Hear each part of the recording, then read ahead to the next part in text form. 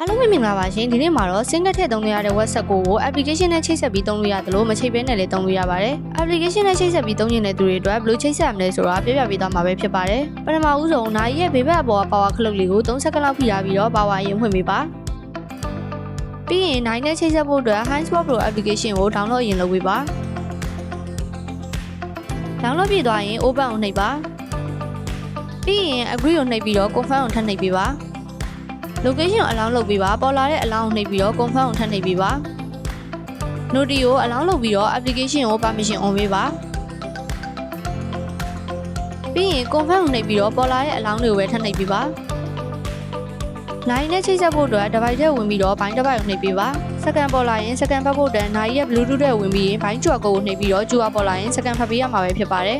အခုလိုပေါ်လာရင်တော့ complete ကိုနှိပ်ပေးပါဒီလိုဆိုရင် application နဲ့နိုင်နဲ့ချိတ်ဆက်သွားပြီပဲဖြစ်ပါတယ်ကဲဒါဆိုရင်တော့နောက်တဲ့ဗီဒီယိုတွေမှာပြန်တွေ့ကြပါမယ် channel လေးကိုလည်း subscribe လုပ်ခဲ့ပေးအောင်နော်